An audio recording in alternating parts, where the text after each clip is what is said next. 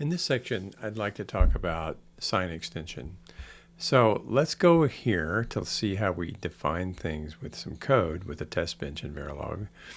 And notice that we have reg with nothing here. So that means this is unsigned.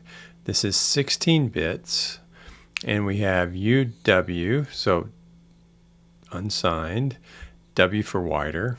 All right. And then here's another, we're going to do another example here that sort of explains the subtlety. All right. So what is UW going to be used for? What we're going to do is we're going to assign U to UW. We're going to assign things to SX as well. And we're going to also make us an assignment where we look at a signed 16-bit number, and we're going to call that SW. Okay. All right. So let's get started with this process. Okay, so what we're going to do here is we are going to take a look at, in beat 4, we're going to take a look at assigning U.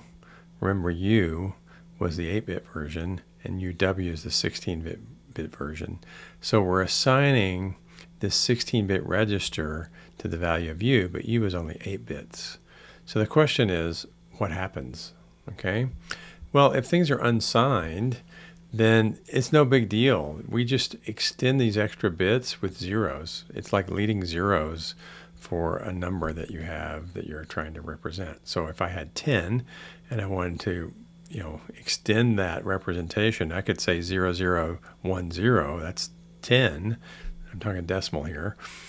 And so having leading zeros is not a problem with the unsigned case. But with the signed case, what happens is the signed bit is checked. If it is a 1, then mathematically what you need to do is extend all the other bits. All right, so we're going from 8 bits to 16. You have to duplicate 1s all through here. All right, so mathematically the reason that's needed is because when you have a larger representation, remember the most significant bit has the weight. All right, so this has the weight of 2 to the 16th, so minus 32,768.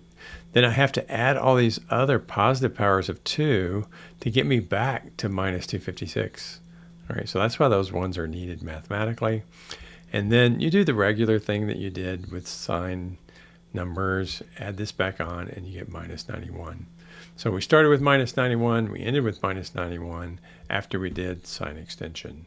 So the bottom line is, for sign extension, if it's a positive number, you just put 0 and extend it over. All right. So with a positive number, 0 is in the most significant bit place, and you extend that over. I didn't even cover that case because it's obvious. All right. If it's a negative number, you do have to duplicate the 1s coming back over. All right. So the subtle case is, what happens if I make a register SX? Remember over here, SX was unsigned. Okay, so what happens if I do that and then assign it to a signed register?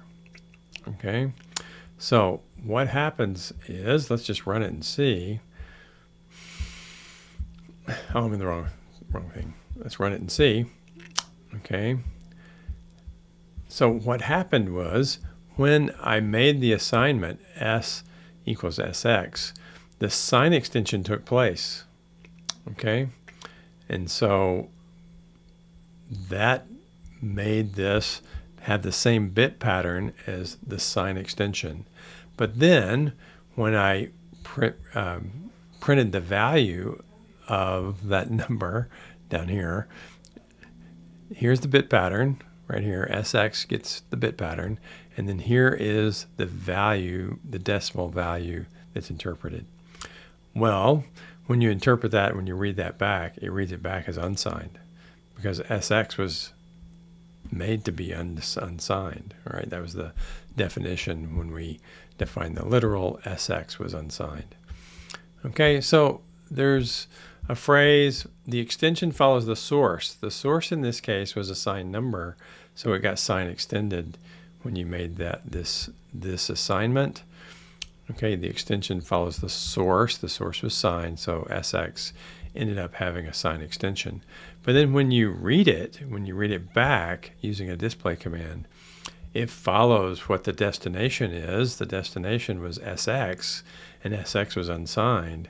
And so this printed out as an unsigned decimal.